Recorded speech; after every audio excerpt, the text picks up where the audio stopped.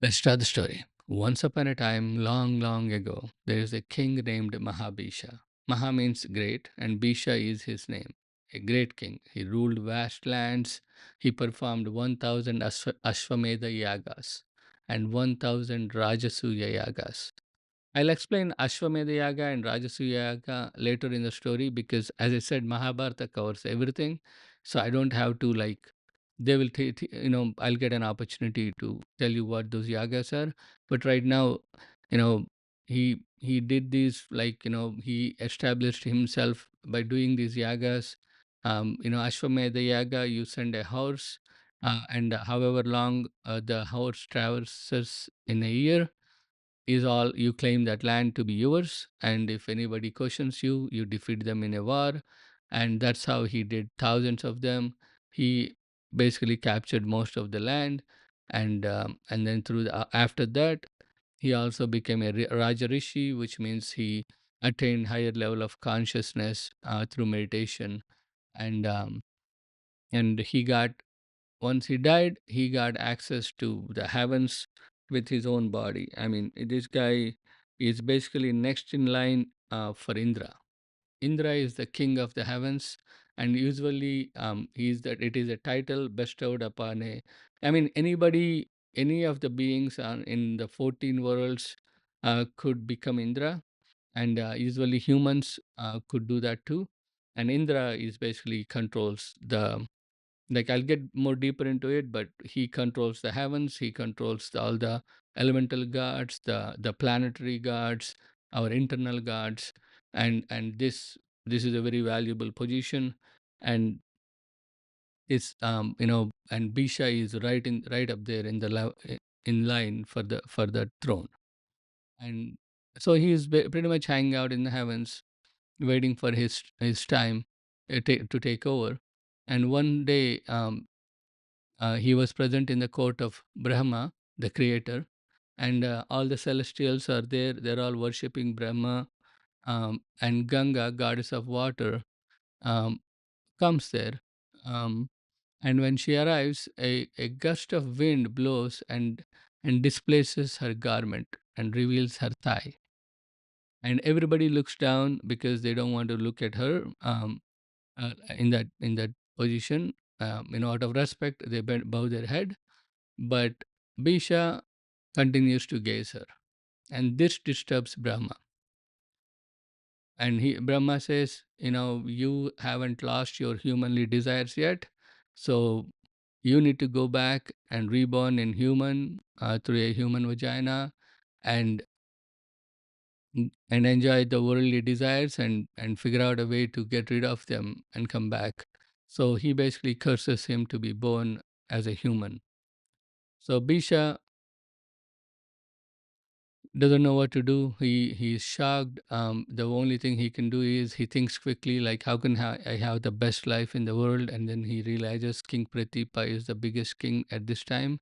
I know. So he's like, I would like to be born to King Pratipa, the king of Hastinapura, the present day Delhi.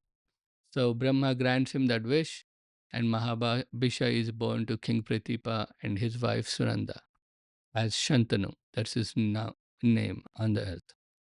And Shantanu, as he gets older, he takes on the throne. His only job as the king at the time is a big, vast kingdom. They don't really have enemies, so the only thing he need to do is protect the farmers from wild beasts.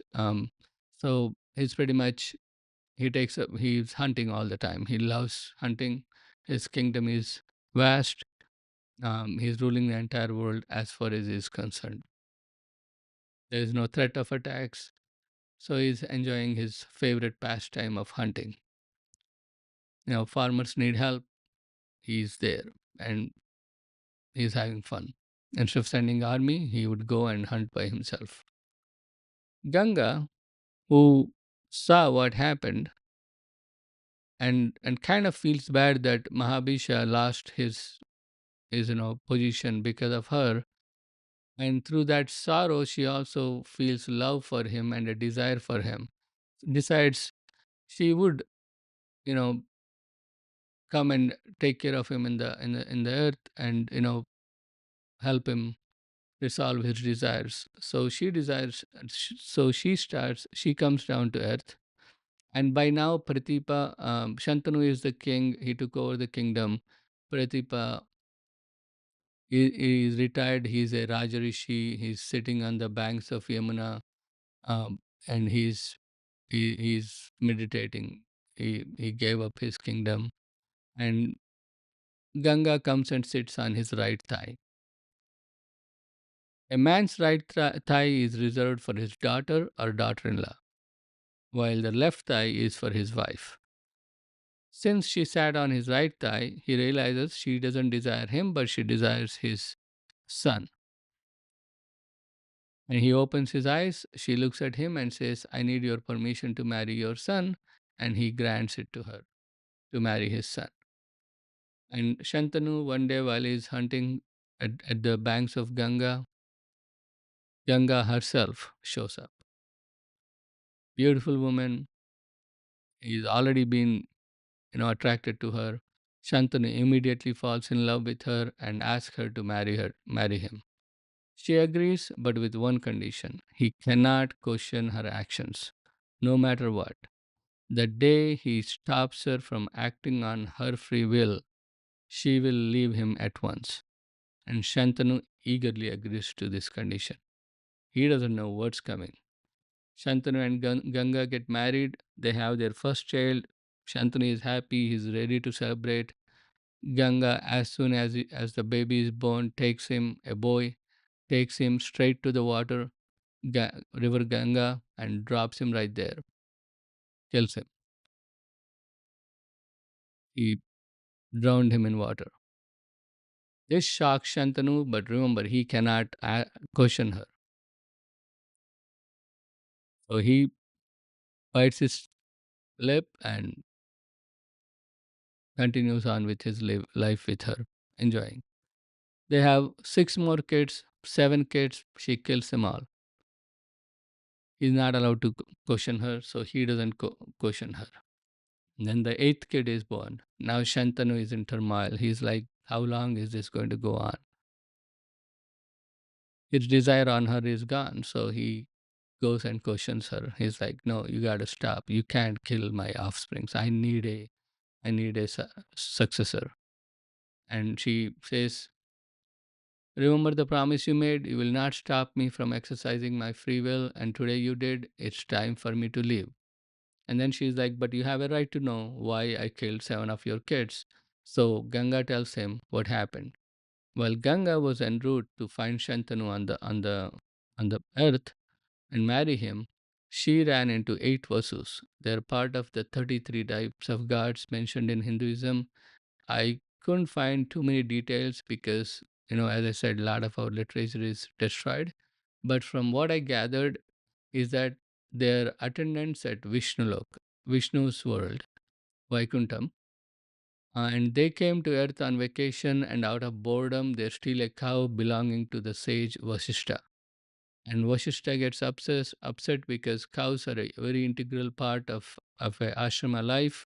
Ashrama life is, where a sage would, have a lot of cows. And pretty much in India, like, if you want to live in villages in a tropical country like India, cow is a very essential. We can go into all the benefits of cow. I will probably do through the story, but let's just say Vashishta is upset and he realizes these people don't understand human suffering. That's why they so blatantly went and stole his cow. So he curses that whoever stole his cow will be born as human beings through a human vagina and go through the pain and suffering.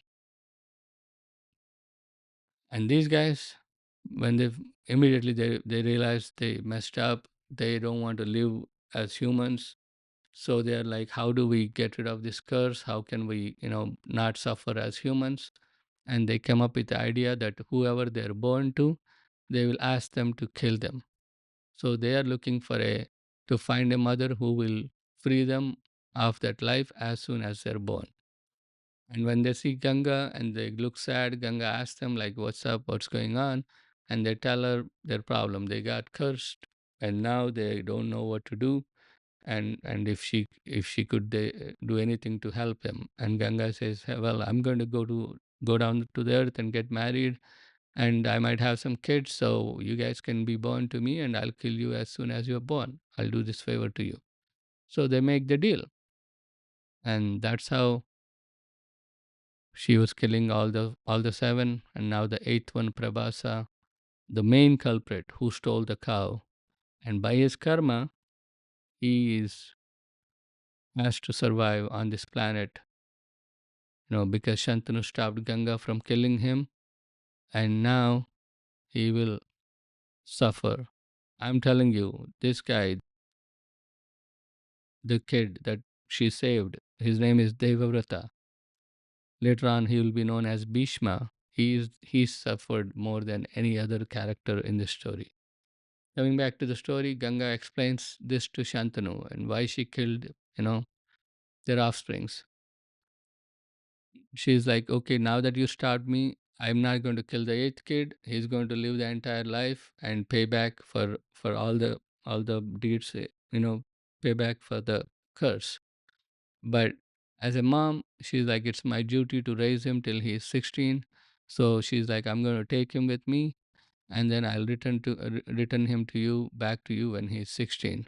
So she takes the eighth kid with her and she leaves. And now Shantanu is depressed. He lost his beloved wife, he lost his children, he has nobody. He gives up on life, he stops doing everything. He's not attending the court, he's not resolving the issues of his subjects. He gave up his duties as a king. He just fills his time doing what he likes to do best, hunting. I mean, that's pretty much all he did before when he was happy, but now he is sad. That's pretty much all he does. I guess he does it a little bit slow, you know. But that's it. He's very depressed, so he's shooting his arrows slower. And one day, as he was resting on the banks of Ganga after several years, um, probably the same place where he met Ganga the first time, um, you know, he notices the water flow slowing down, and he walks up the stream to find why the water flow is slowing down. And he notices there is a 16-year-old boy practicing his archery skills by building a dam on the river. And he is the one who's slowing the flow of water. And he watches this kid in amazement and his skills. And then at that time, Ganga shows up and introduces the boy to Shantanu as his son Devavrata. And she tells him, I trained him with everything I know. I trained him with Vedas, the skills of war, and now he is ready to succeed you. Take your son and enjoy your life. And she disappears. Talk about luck. Like he didn't have to do nothing. He got a child ready to go. He's set to it. Like no diaper changes, no stress, just shows up ready to go. So Shantanu is happy. His son is back. He orders festivities all over the kingdom, and the kid impresses everybody with his knowledge and skills. Takes over the day-to-day tasks of running the kingdom immediately, you know.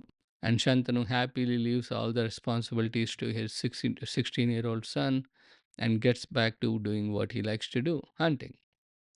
And one day while he was hunting, he smells a wonderful perfume and follows it. And it leads him to a woman cleaning her boat on Yamuna River. She is a fisherwoman who is helping her dad by rowing and taking care of the boat. Shantanu meets her and falls in love with her. She is beautiful, she smells wonderful. He could not resist her. Her name is Satyavati. She is also known as Yojanagandhi because of a fragrance that emits from her that spreads for a yojana around her. We don't really know how much yojana is. There's a dispute on this, but they estimate it to be around 8 to 9 miles. So wherever she is, about 8 to 9 miles around her is spread with beautiful fragrance. And so Shantanu is in love with her. He asks her to marry him, and she's like, "You got to go talk to my dad, Dasaraju." So Shantanu approaches Dasaraju to ask him for his daughter's hand. Dasaraju is okay with the marriage, but he has few conditions. He wants the offspring of his daughter to be the successor of Shantanu's kingdom. Like basically, he's saying like Devavrata cannot be the king. Whoever is born to you and my daughter has to be the king. And this Shantanu cannot accept. It's not reasonable. I mean, he already gave up the kingdom. He's not even running the show anymore. And he can't just go back and say, like, hey, I got married. I'm going to get married and you're not the king anymore. So he can't do that. So he's like, he says, I can't accept this. And he goes back to his kingdom. He's depressed again, still hunting, doing what he likes, just slow hunting, the depressed hunting. And one day Devrata notices that his dad is depressed again, you know. So he tries to find out. He asks him, he doesn't tell him. So he asks Shantanu's confidantes, gets to know that his dad is in love, and and there are conditions for his love to succeed that he cannot accept. So I mean, so he goes to Satyavati's house. Satyavati means a person, a truthful person, a truthful woman. That's the meaning of her name. So he goes back to her, to Bhishma goes to her, and her place, talks to her dad, Das Raju, and tells him that he is the son of Shantanu and he is willing to give up his kingdom for his father's happiness. So he is okay with the condition of Shantanu's and Satyavati's offsprings being the kingdom, and he's willing to give up his kingdom. But Das Raju says, well, you are a good guy, so yeah, you are agreeing for it. But what about your kids? They might try to come back and take the kingdom back, and what about then? So it's not going to work out, And and Bhishma says, you know what? I will fix that. I won't get married, and I will take an oath of brahmacharya. Oath of brahmacharya means oath of celibacy. He's taking a oath of celibacy for the rest of his life. He's not even going to get married, and he's not going to be the future king. All problems solved. This shocks everyone. I mean, this is, you know, like everybody is stunned, like including the gods. I mean, a kid, a teenager about to inherit the greatest kingdom on the planet, not only gave it up but chose to live a life of celibacy. He is showered with praises, and everyone starts calling him Bhishma, a person who took a formidable oath. That's the meaning of it. Person who took a formidable oath and is living by it stubbornly. That's what Bhishma means. And he gets to known all over the world as Bhishma. And rest of the story, we will call him Bhishma. Devavrata means, it's kind of cool. Like the name kind of gives you an idea of what he might do, because Deva means God and Vrata means taking a oath, or taking a, you know, doing something as a systematically. So it's like he took up a vrata, like a divine vrata, that is going to be celibate. So it's kind of, his name kind of gives it away in a way. If you know the story, you can see that. Like Devavrata becomes Bhishma. So he takes up this oath. He gets his dad and Satyavati, Yojan Gandhi married. His dad doesn't agree in the beginning, but eventually he realizes, he already took the oath and he's not going to go back on it. So he might as well get married. So he does that. And now Bhishma, instead of becoming the successor of the kingdom, he becomes the protector of this kingdom, the Kuru kingdom. And Satyavati and Shantanu are married. And Shantanu is happy again, happy hunting. Satyavati and Shantanu have two sons. Their names are Chitrangada and Vichitraveerya. I will finish the story. Well, I won't finish the story, but that is the end of. I want to leave you on a hook, so I hope this is a hook. They have two kids, and I'll come back. Episode 2, guys. Thank you so much for listening. And make sure, please comment with your questions or anything you think of, anything I might have missed. or even any improvements I can do, because I'm also learning. This is like my first time, so I could definitely use your help. Please do that for me. Thank you.